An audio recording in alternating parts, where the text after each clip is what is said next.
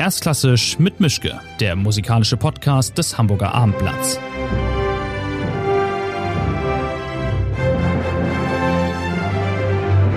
Ja, herzlich willkommen. Ich habe heute eine Spezialausgabe von Erstklassisch mit Mischke. Normalerweise sind wir ja eher in der Redaktion. Heute bin ich im Backstage-Bereich der Elbphilharmonie. Das liegt daran, dass ich einen besonderen Gast habe, nämlich den britischen Cellisten Sheku Kanneh-Mason, der heute Abend mit dem City of Birmingham Symphony Orchestra hier ein Konzert gibt. Das Elgars-Konzert spielt mit Meghan im Rahmen vom Britain Calling Festival. Und da der Zeitplan so ist, wie er ist, haben wir uns hier getroffen, was aber eigentlich auch ganz charmant ist, dass wir nämlich direkt im Ort des Geschehens sind. Von daher, hello Sheku, thanks very much for having me and thanks very much for taking the time to do this interview. Thank you, it's a pleasure. We'll continue in English, I guess. Yeah, if that's okay. Okay. The first question that came into my mind is, because I looked up about you, is it possible to be more famous in Nottingham than getting a bus with your name on it? It's very lovely to have been honoured with that, but very weird at the same time. How did this come about? I mean, is it the bus you're using to get to school, or did you get the chance to pick a bus line, or? No, it was the route that I would take if I was going from home to school, which is cool. So I often got on my own bus, which is quite weird, but yeah, it's also a really nice way of being recognized. And they gave you a free ticket for life as well? Well, I don't live there anymore, so I don't need a ticket. Okay. And just to get this over with, the royal wedding. I'm sorry, I guess I'm the first one to ask anything about that, but I know that you received a letter and then afterwards a phone call by somebody, and then all of a sudden you had Meghan Markle in the line and she asked whether you'd be willing and able to play at her wedding. Yeah, and to which I said yes, of course I would be honoured, and yeah, from then I was very, very excited to do it. I haven't played at a royal wedding so far, but do you get invited to the actual party afterwards as well, or are you just shown the door and enjoy the evening and we'll do the rest?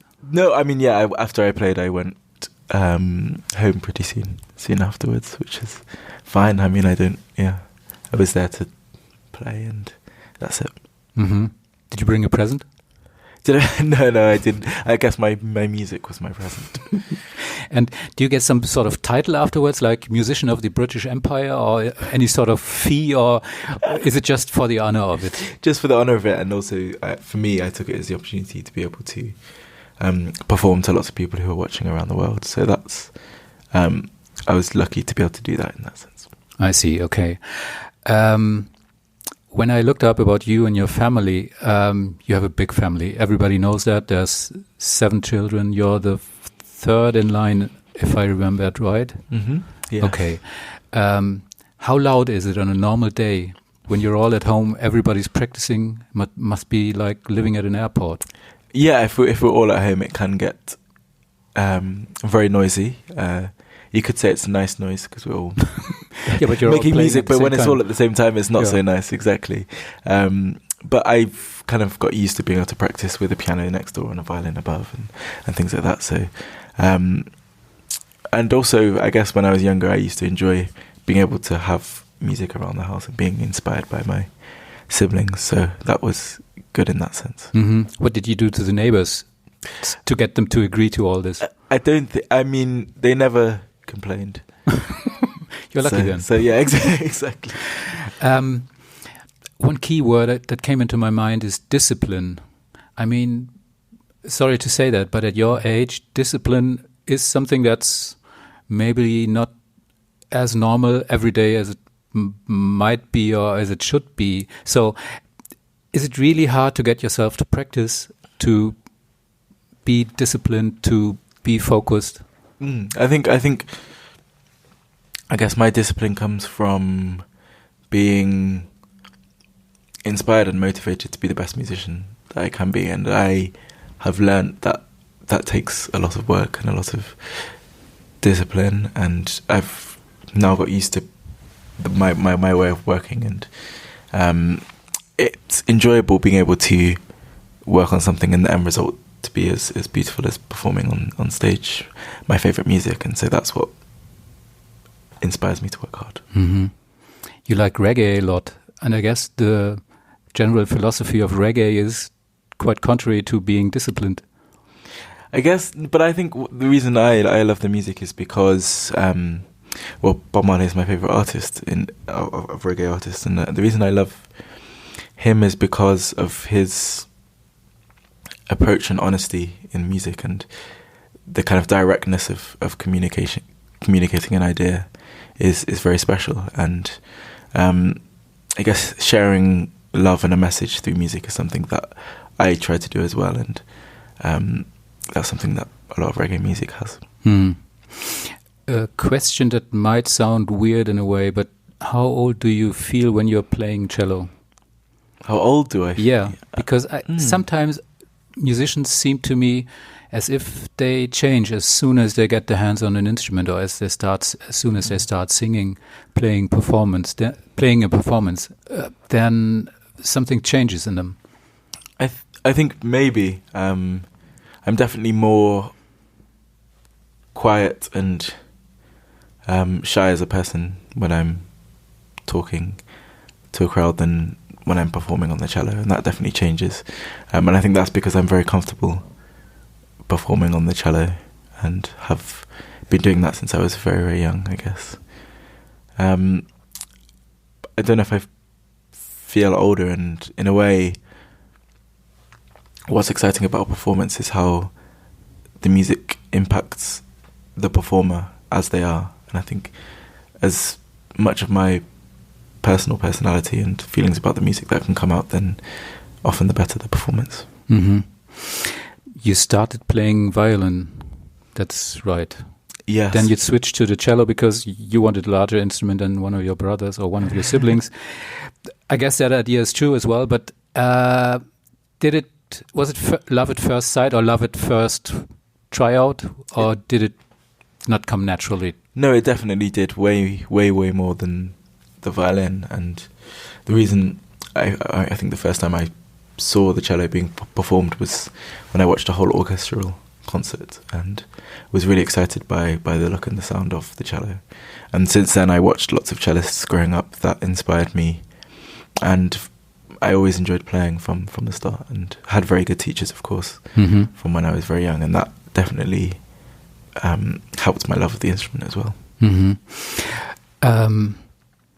How long did it take for you to find the ideal instrument? Now you're playing this Amati cello, I guess, and another one as well. No, so yeah, the cello I always perform on now is brother's Amati cello, and I found it. Actually, I was doing a BBC Young Musician of the Year competition, and I was in the finals doing a concerto and playing in the biggest hall I've played in, and I wanted to have, the best, to make that opportunity the best it could be, and I looked for instruments that I could borrow short term for this competition, and I came across this Amati, and I was kindly loaned it by Florian Leonhard, which is a shop in London, and so I had it for 5 weeks and then had to give it back, and then after that found someone to buy the instrument for me. So I found someone generous enough to support me in that. But I guess that must have been hard, giving away the instrument. You feel a connection, and then after a few weeks and you just start getting used to each other, then it's bye-bye again. It was really, really hard, and I remember coming back to the cello I was playing on before, having given it back, and that was really hard to get the sound that I was able to get from the other instrument, and the sound that I'd now able to imagine was difficult, but I guess it then motivated me to be able to find someone to enable me to have the instrument forever, which I do. And then it was like, we'll never part again. Hopefully not, no, yeah. Okay. I think it's a very special instrument, and it's really helped me. How large is the competition in your family, or between you as all these Kanneh-Mason kids? Your sister is playing piano. All your siblings are playing at least one instrument, but Isata has just this Schumann record out, Clara Schumann. So is this a sort of whatever you do, I'll do it better competition? No, I don't think so. I think I wouldn't call it competition. I think we just inspire each other to inspire each other with what we're doing. And for me, I've always and still always go to my siblings for advice and ask them to listen to me play, and likewise they ask me to listen to them play, and we give each other advice, and we also play a lot together in chamber music. So there's no competition. It's more helping each other and inspiring each other. Mm-hmm. When you're the only kid in the family playing an instrument, and there's a day coming up where you are not really in favor of practicing, then you're the only one. You can always find an excuse when there's lots of other kids around you. Everybody's practicing more or less voluntarily, and you're the only one saying, "Oh no, not today." It's hard to get out of that schedule in a way. Exactly, and I think if everyone around you is working hard and practicing and enjoying music, it's infectious, and that's why I think that's also one of the reasons that I have always enjoyed it, because the people around me were enjoying it as well. What's the longest time you've been apart from your instrument, and how long can you stand being apart from your instrument? Well, I think when I was younger, we'd go on holiday for 2 weeks and I wouldn't take my cello and things like this. Now, because of the nature of, I have more concerts coming up and want to be prepared for, I do take time off performing and have months where I can just focus on my own practice and not have deadlines to work towards. But I think if I do take a lot of time off, I definitely feel it when I come back. And sometimes it is nice to have a break, and sometimes it is really important, and I recognise that. But I think it's also, difficult to do that. Mm-hmm. Okay. You started out, there were two major events in your career. One was this BBC Young Musicians Contest in 2016, I guess. Mm-hmm. And then there's the performance you and your whole family gave at Britain's Got Talent. So what was that like? I mean, going on stage, playing on a show like that, and afterwards going on a different kind of stage and doing this competition and this contest. Was it a good experience in terms of getting ready for being a professional musician, or was it just weird to get in a show where sort of many other things are happening and standing there with classical instruments and saying, we're playing this? Yeah, I think for me, what I learnt from most about doing the Britain's Got Talent was the feeling of performing live on television, and that's something has been very, very useful, and it was enjoyable as well, and playing with my siblings is always really enjoyable. And then I guess when it came to doing the BBC Young Musician, the performing in a competition on TV aspect of it was something that I'd experienced before, and so that didn't come as a shock, and so I was able to focus on my own playing, and I was able to ignore the camera. So I guess that was the positive I could take out of that experience. As far as I know, you're still a student in London, right? Yes, so I study at the Royal Academy of Music. Isn't that weird? I mean, on the one hand, you're in a trainee position, like being an apprentice and preparing for being a professional musician full-time. And on the other hand, on other days, you're a professional musician playing, working full-time as a pro. How does that feel? I mean, you're sort of beyond what you're actually doing. I think with music, and one of the reasons I love it so much is there's always so much more you can get from it, and so much more you can learn from it, and there's so many wonderful musicians you can play to and learn from as well. And my teacher is amazing in pushing me and always challenging me to be more creative and to understand the music more, and that's why I enjoy being a student. And as a performer, I also take that same level of willingness to learn onto the stage with me, and I learn from each performance. And I'm grateful for the opportunity to be able to perform for an audience, but also the opportunity to be able to learn from each of those performances and continually develop as a musician. That's what's most important to me. But what's it like when you're at the Royal Academy of Music, being with other students who are desperately trying to get where you already are or where you already have been? I wonder what it's like.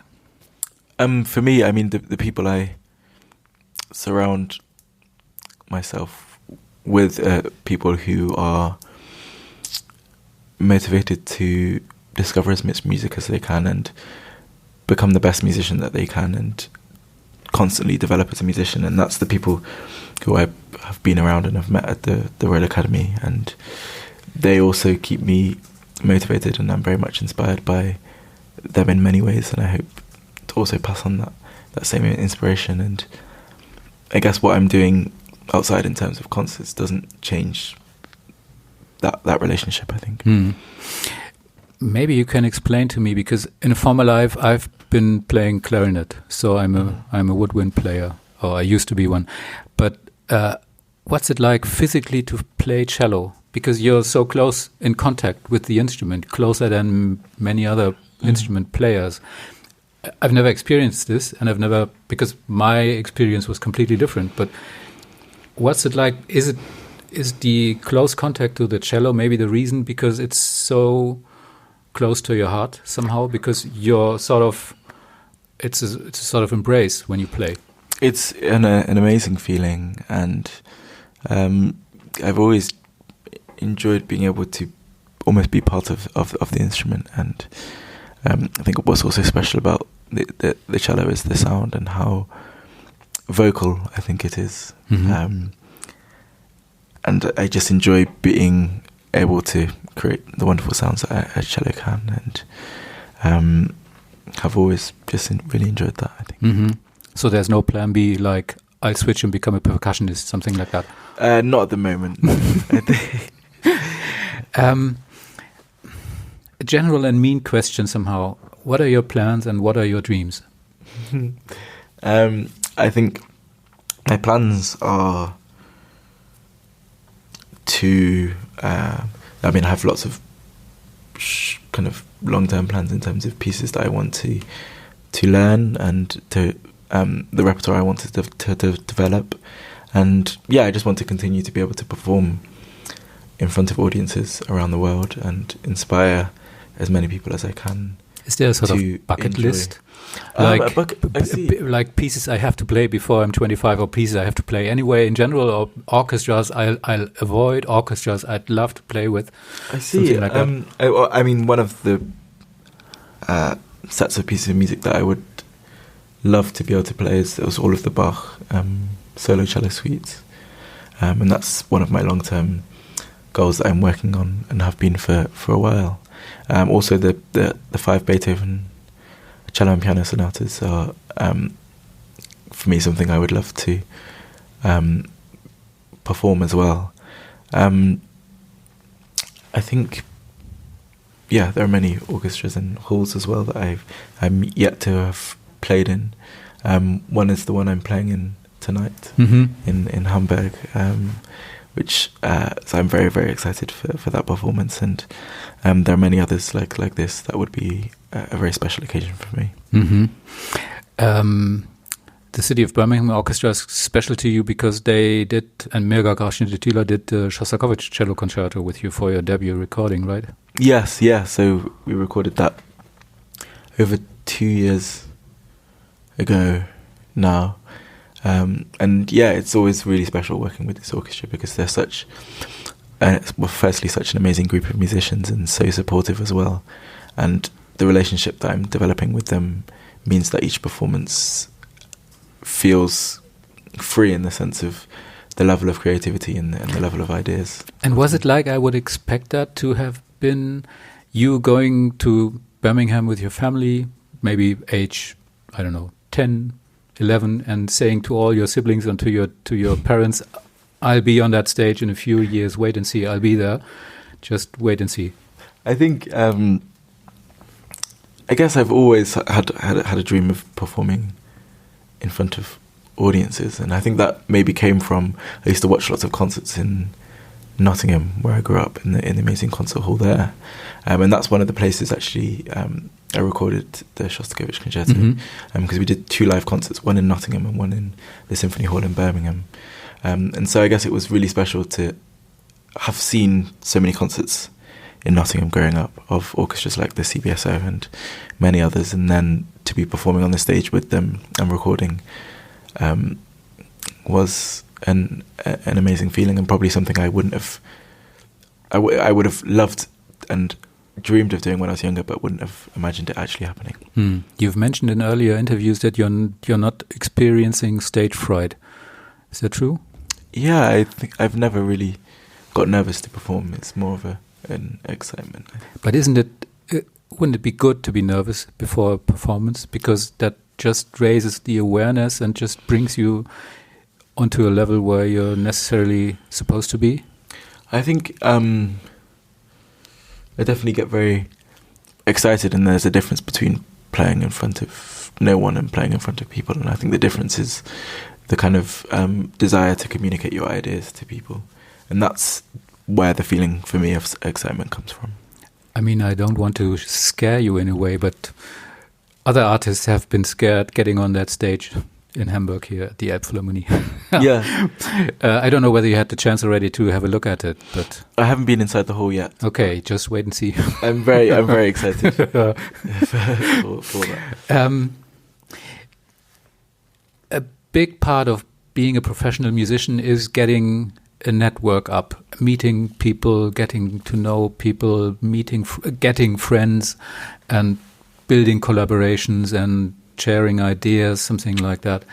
Are there any musicians, conductors, other soloists that you trust, that you have befriended, people you listen to when you search for advice? Yeah, I think closest to me would be my friends, and I play lots of chamber music with my friends and with my older brother and older sister as well. And I would say they're the people I trust most in terms of their advice and their musical ideas. And I think that's also one of the reasons I love being at the Royal Academy of Music, being around people my age who share the same passions for music. And my current teacher at the moment, Hannah Roberts, and my previous two teachers as well, I have so much respect and so much trust for them, and they always, they know my playing the best, as they see me every week for lessons, and their advice is always really amazing and pushes me always to the next level of my playing, I think. A question that's not as weird as and it's not as unfriendly as it might sound, but do you feel as a professional musician already, or are you rather feeling like being a student who was extremely lucky? I don't know. I think a lot of the time I feel like a student, which makes sense because of my age and my surroundings and studying full time. And it's also, I also have an amazing feeling when I'm performing as well, and I feel it's where I'm very comfortable in and what I would like to do a lot for the rest of my life. And so I feel lucky to be in both of those positions, I think. Mm-hmm. What was the most impressive personal meeting you've had so far in relation to other musicians? Was there some conductor who really impressed you, maybe who gave you some really important advice about what to do and what to not do? I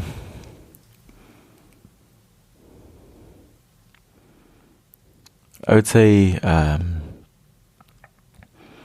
one of the musicians who's had one of the biggest impacts on me has been in recent years Stephen Isles, the cellist, and I've had the opportunity to play for him a few times, some pieces, and his advice is always amazing, and his approach to music is always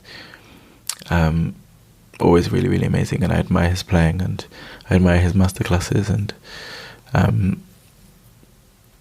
he's someone I really admire and I really look up to. And another cellist, Guy Johnston, who won the BBC Young Musician competition about 16 years before me, and so I grew up watching him perform, and recently have now had the opportunity to play with him and to play to him many times as well.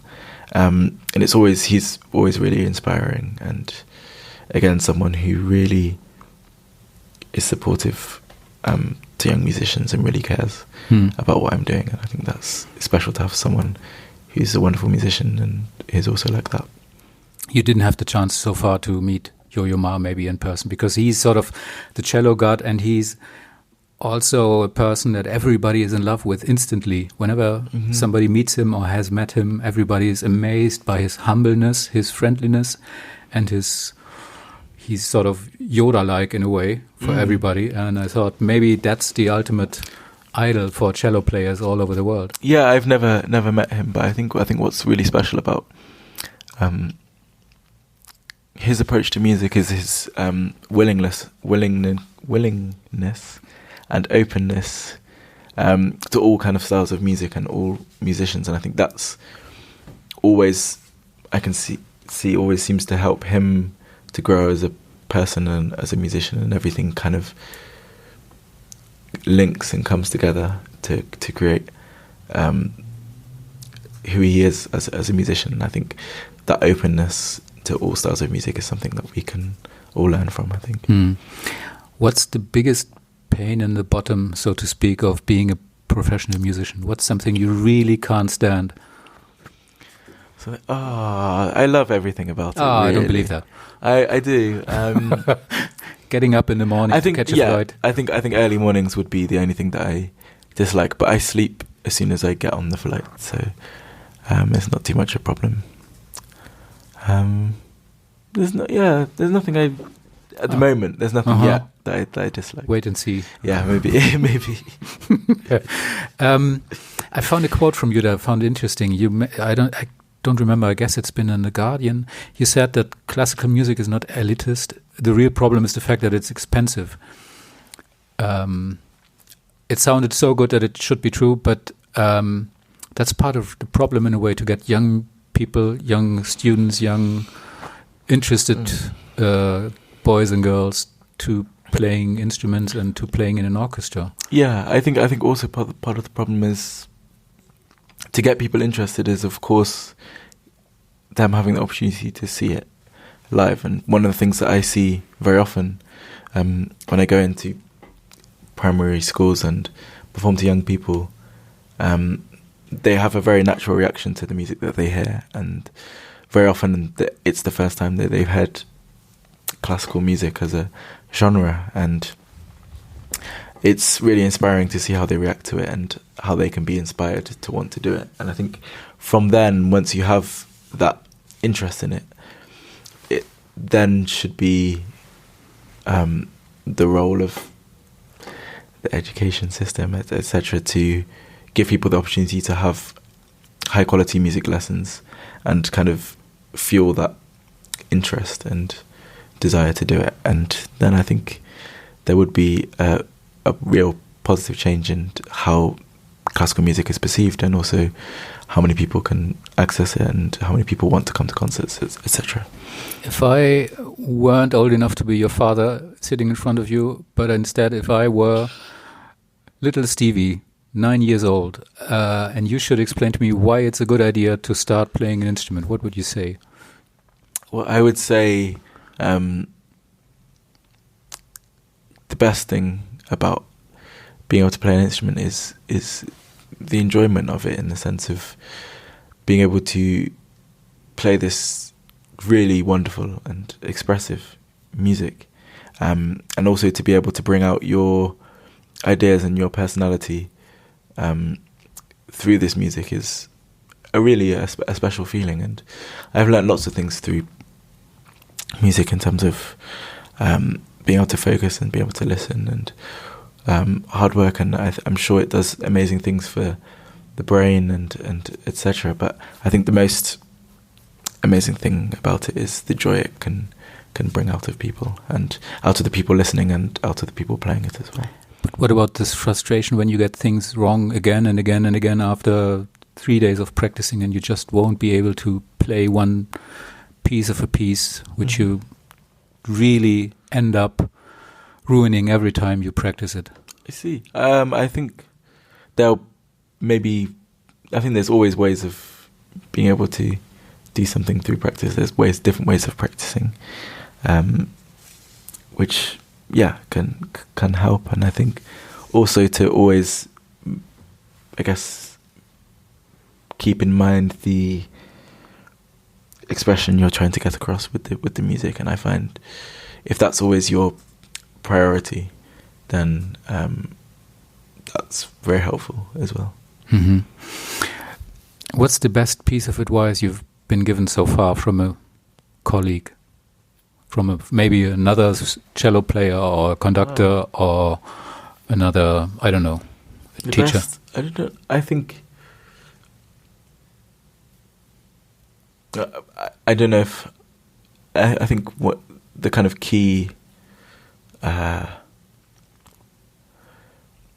priorities in terms of the teaching styles that I've had has always been on always trying to say something with what you're playing, and also always having as much interest and curiosity in terms of what the music might be about, and that comes from looking deeply into the score and always being curious and always asking questions. And I think, that's always going to be important to me, and I've learned that from my teachers.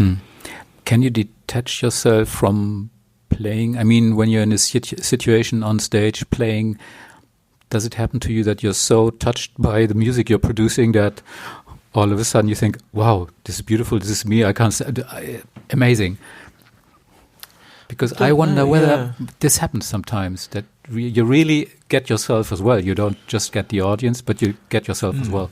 Yeah, there definitely are moments like this, and if it's a piece, particularly if it's a piece that I've really been working on for a while and performed many times, and I guess the feeling I most often have when I'm performing is the feeling of discovery and being kind of amazed by what the music can say and what it can say to me and how I can say it to the audience. And that's, it's the feeling of discovery and being amazed by this wonderful music, I think. And then it's really hard and awful to get off stage afterwards, I guess, because it's so beautiful on stage. Yeah, I do enjoy the feeling of being on stage, and often feel,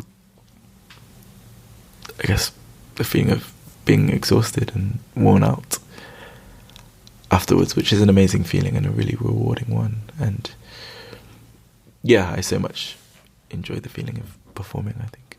Okay, so you have a special performance tonight. It's going to be amazing, I guess, for you because of the situation in that hall. Thanks very much for having me. Pleasure, thank you. And I've enjoyed it, and I'll just finish in a normal situation now. Hier machen wir einen kleinen Schnitt. Ich mache nochmal das kurze Ende nochmal. So thanks very much for having me and telling me all this. It's been a pleasure meeting you just a few hours before the concerts. I'm looking forward for your live performance. I'm looking forward for what's the next recording plans you have? So hopefully, so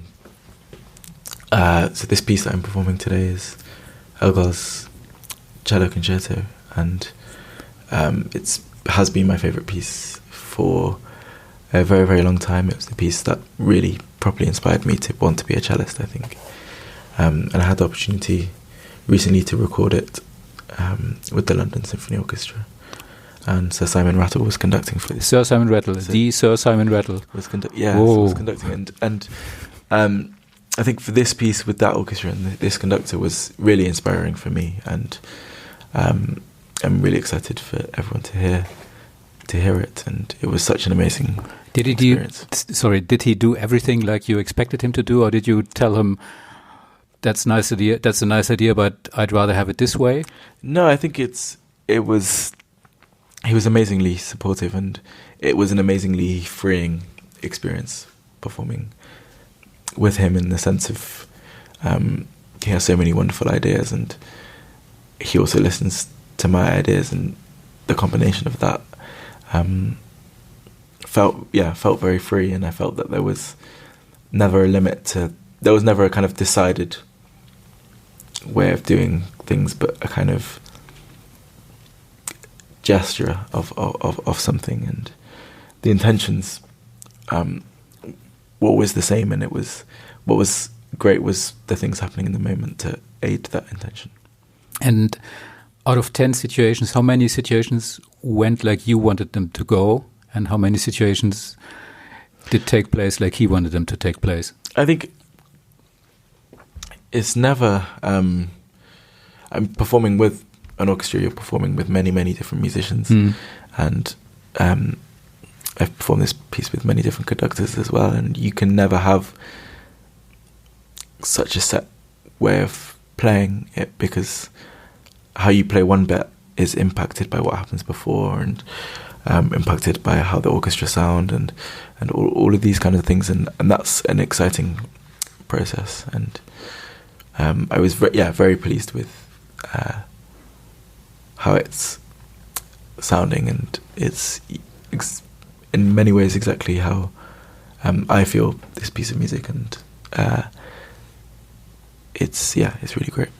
And so this was the beginning of a wonderful friendship, or did he tell you, don't call me, we'll call you? Are there any future plans with him? Or I hope so. And we met about 6 months before the recording, and I played the concerto to him, and we chatted about our ideas about the piece and stuff, and this was really great. And I look forward to the next opportunity to work with the LSO and with him conducting as well. Okay, so all the best for that. Thank you. And thanks very much for having me, and enjoy the concert tonight. Das war das Gespräch mit Sheku Kanneh-Mason, dem Cellisten, der heute in der Elbphilharmonie das Elgars-Konzert spielen wird. Wir sind immer noch hier im Backstage-Bereich, gleich fängt die Probe an. Also vielen Dank und bis zum nächsten Mal.